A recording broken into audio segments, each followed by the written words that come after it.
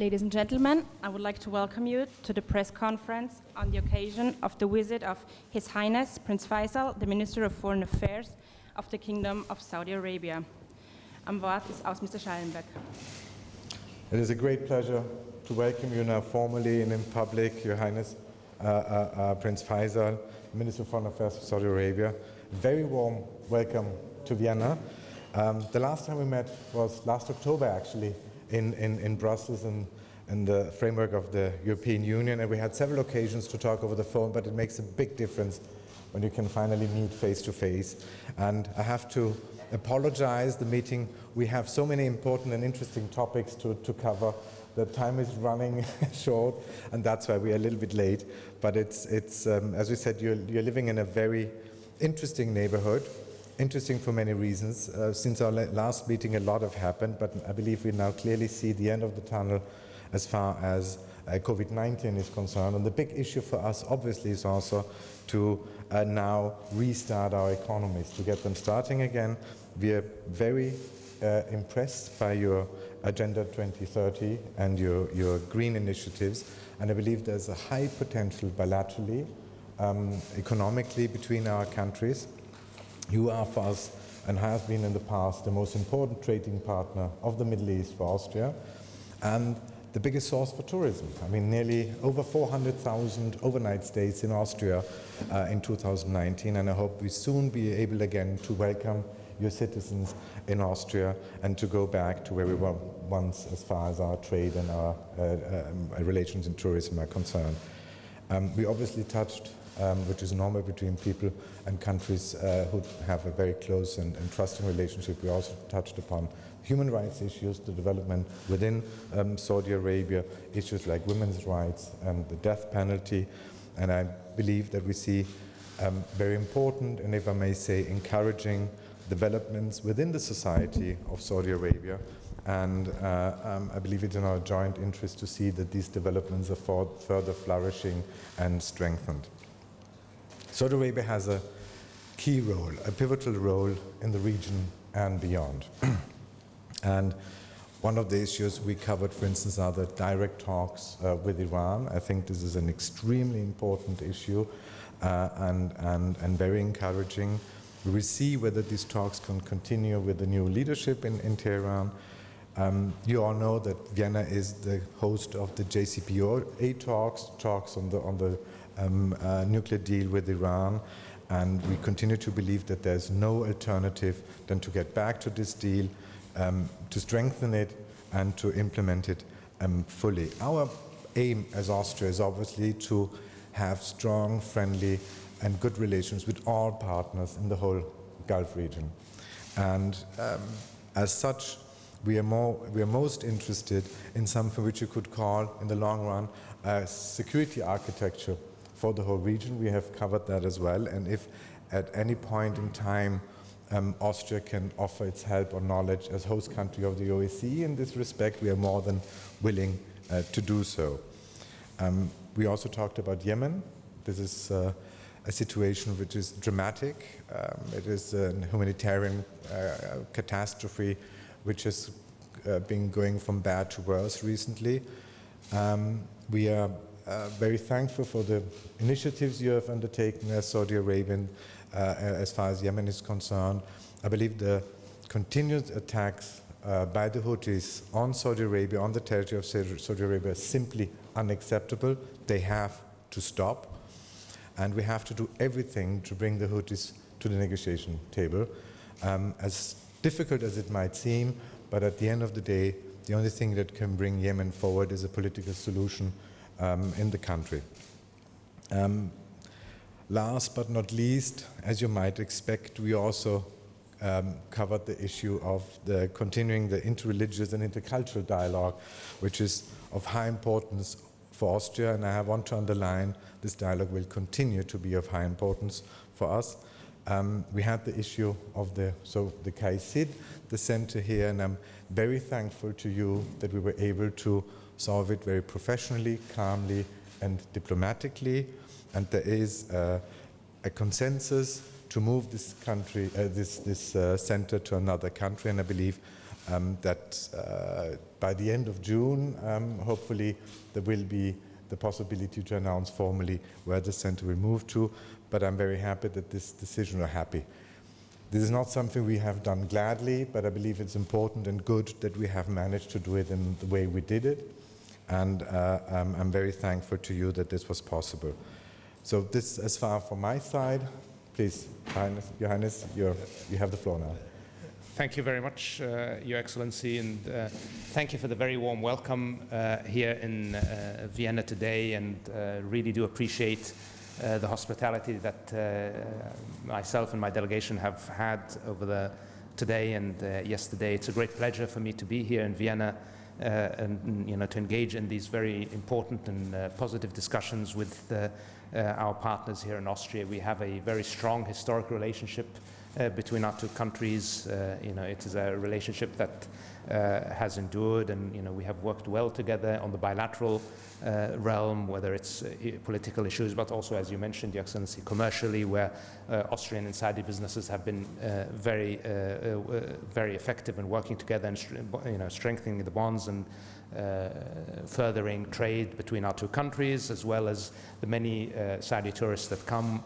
One of our agendas under Vision 2030 is also our development of our culture and tourism sector and our entertainment sector, and this is an area where I think Austria has a lot to offer, and a lot of issues where we can work together, and I'm happy that we are able to discuss and further those opportunities.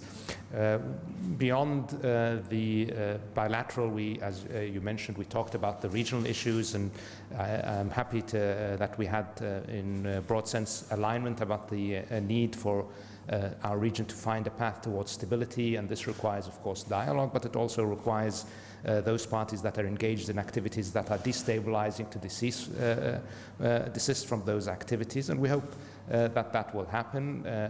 One issue that is, of course, of concern is in Yemen. In Yemen, we have put forward our strategic peace initiative, which includes a comprehensive ceasefire and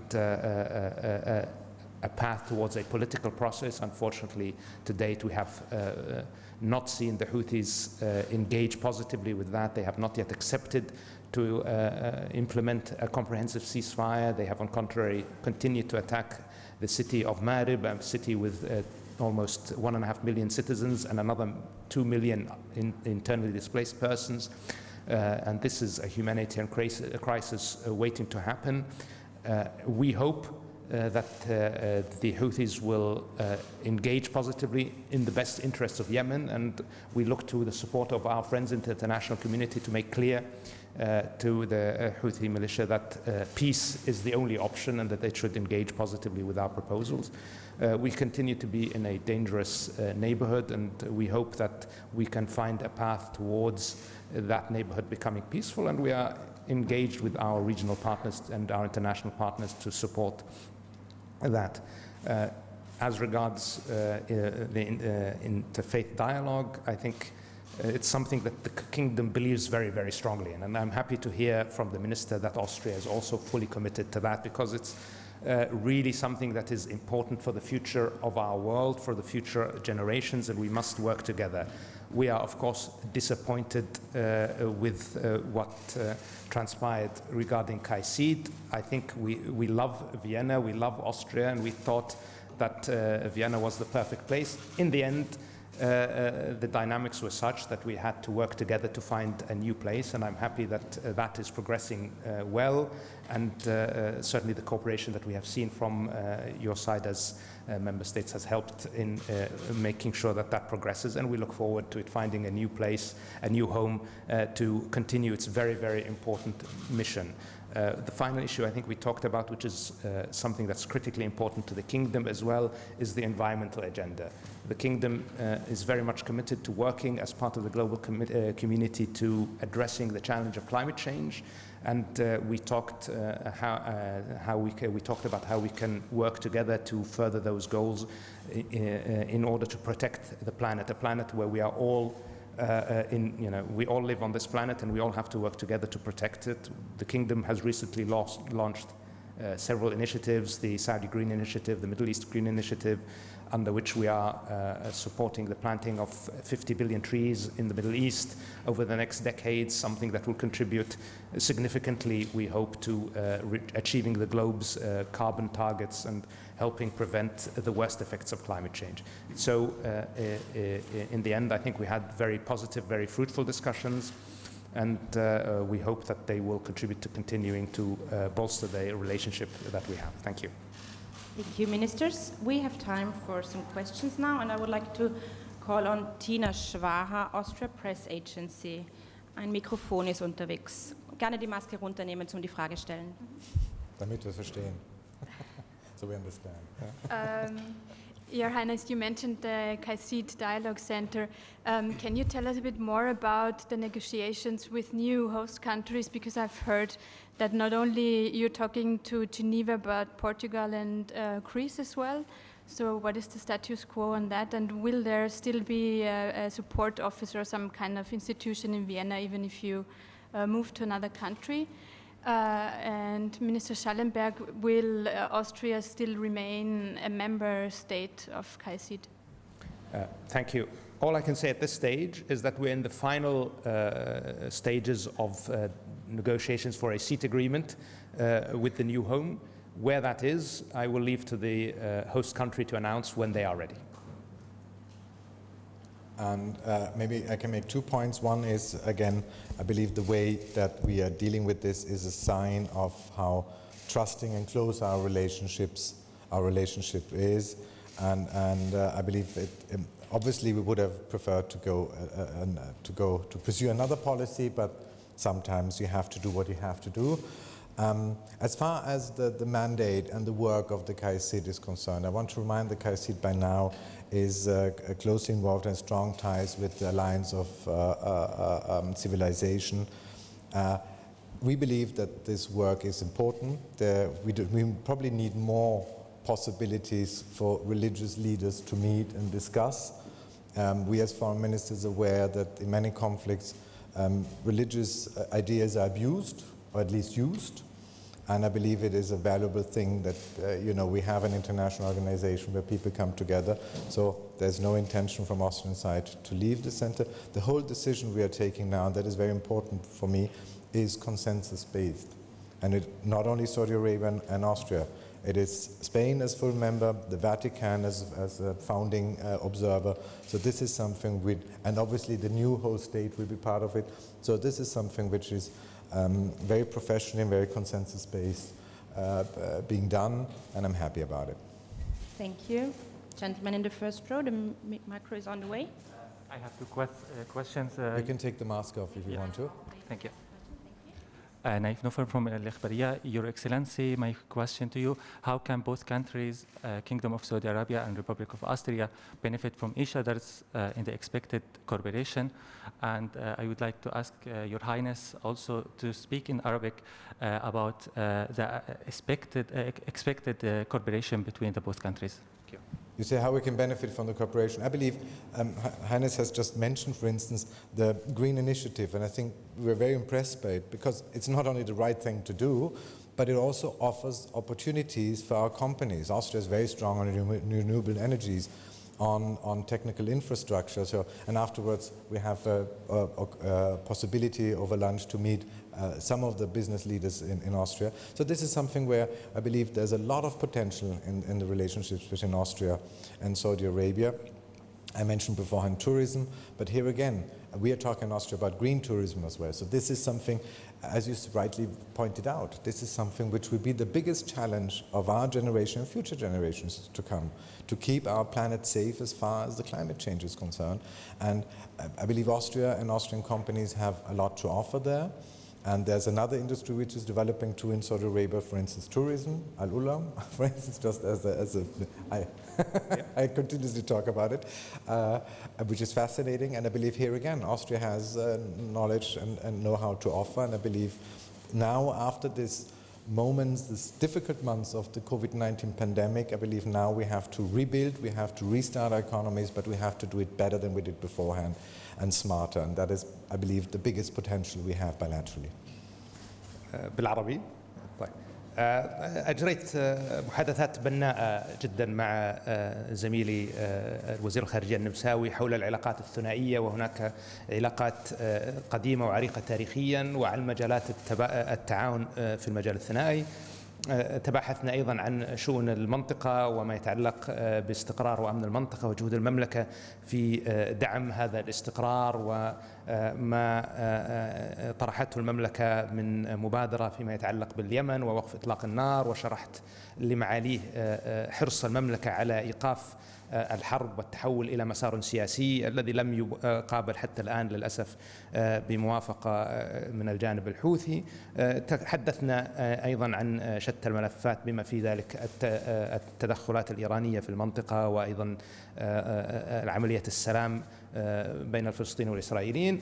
تحدثنا أيضا على المجالات الواسعة للتعاون خارج النطاق السياسي، وفي هذا المجال تحديدا كانت المبادرة السعودية الخضراء والمبادرة الشرق الأوسط الأخضر محل اهتمام للجانب النمساوي، وهناك فرص كبيرة للتعاون في هذا المجال. موضوع البيئة وحماية البيئة والتعامل مع التغير المناخي أولوية للمملكة العربية السعودية كما هي أولوية للنمسا، وهناك خبرات كبيرة في الجانب النمساوي يمكن الاستفادة منها، وهناك ترحيب من الجانب النمساوي بهذا. وأيضا في مجالات السياحة والثقافة، كلها مجالات تهم البلدين، وهناك مبادرات كبيرة للمملكة فيها قد يكون للنمسا دور إيجابي في تحقيقها. Thank you. Since we are running behind the schedule, please, two last really short questions. First one, ORF. Prince Faisal, how do you intend to work with the new Israeli Prime Minister Bennett and the new Iranian President Raisi in the future? And Herr Außenminister, welches Signal wollen Sie senden, wenn Sie mit einem Land eng zusammenarbeiten, das wiederholt gegen Menschenrechte verstößt? Stichwort Journalist Raif Badawi und Jamal Khashoggi. Wie eng wollen Sie in Zukunft zusammenarbeiten und welche Rolle spielt dabei das Hissen der israelischen Fahne? So we don't have a relationship with the State of Israel, and therefore the change of government there is something that doesn't affect us directly. We hope that the new government in Israel will take a more positive approach to the peace process because we believe very strongly that that is the main source of instability and a source of pushing forward with a peace process will help the region find stability and security. On the election of President Raisi in Iran, from our perspective, foreign policy in Iran is in any case run by the supreme leader, and therefore we base our interactions and our approach to Iran on the reality on the ground, and that is what we will judge the new government on, regardless of who is in charge. First of all, I have to say, I raised the issue of human rights, as I said beforehand. I have the policy of raising these issues directly with a counterpart instead of doing it only talking about somebody, you talk to somebody. I believe that's in diplomacy a big difference. It's no secret that we have a different approach to these things, and that Austria has a very clear position, for instance, on the issue of death penalty or women's rights. But we do acknowledge that there are developments, and these developments are encouraging, and we support them. On the second part of your question of how, in foreign policy, I mean, this is an important region to us. Whatever happens in the Gulf region has direct repercussions to our security. We have seen it, for instance, during the migration crisis in 2015. For those who don't believe it, diplomacy is not something which is, taking place in some kind of vague theoretical realm. This is real policy, and the region is important for us. The region is important to Europe, so whether we wish or we don't, we talk to everybody. We talk to Iran, we talk to Saudi Arabia, we talk to Bahrain, we talk to Kuwait, we talk to the Emirates, which is obvious, and that's why you have diplomacy. And there's potential we can use. There are things we don't see eye to eye, but that's normal. We even have these issues with partners in the West. Thank you very much. And one last question. Hi, it's Badr from Sharq News. I would like to start with your guest, Your Highness. You met with the General Director, Rafael Grossi, yesterday. Do you see any indications of commitments from the new Iranian government to allowing the process in Iran to be including the technical issues which is happening now. Other questions for you in the same area. Iranian talks is still going in Vienna. Are you willing to build economic cooperation if the GCPOA alive again? And are you concerned about the interest of GCC countries that they mentioned last meeting that you should not limit only the nuclear program, but you have to look at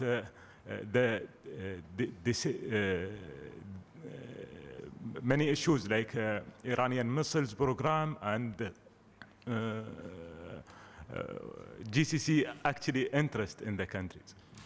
Thank you. Thank you. So, I mean, for us, we think the role of the IAEA is critically important. And it's absolutely necessary that we support the IAEA's very critical work in ensuring that the Iranian nuclear program is peaceful and is not able to be used for any military purpose. And therefore, we are very concerned about the reports that we have seen about issues that are not being resolved, questions that are not being answered. And I think it's important that even though the JCPOA discussions are ongoing, that these outstanding issues be addressed and be addressed seriously, and that we hold Iran accountable for its activities and hold it to its commitments under the Non-Proliferation Treaty and its commitments to the IAEA. So all I can say is we are in full support of the IAEA's mandate and of the work they do, and we hope that our international partners will do the same. Well, to answer your question on JCPOA in Iran, obviously, and this is again goes probably also to the question a little bit asked by the ORF beforehand, we talk with Iran, we talk with these partners, and I believe the last 4 years, from our perspective, has proven the JCPOA might not be perfect, and it's far from perfect, but it's better than nothing. And the breakout time for Iran, say that's what experts tell us, to actually acquire an atomic bomb has reduced to a couple of weeks by now. So sometimes in politics, you have to ask yourself whether you're stray, whether you ask or you wait for the perfect deal, or you take something which is feasible for the time being. I believe the efforts of all parties to save the JCPOA, to ensure that it is fully implemented again, are extremely valuable. We are fully aware of the demands of not only partners in the region, that is a general goal from our perspective too. We think there are other issues concerning Iran which should be covered. But the question is whether you say, as long as they're not covered, I'd rather not have anything, or whether you say, let's take it step by step, and the JCPOA is a valuable step, and I believe that is our approach. And again, talking to each other is always more valuable in international politics than talking about each other.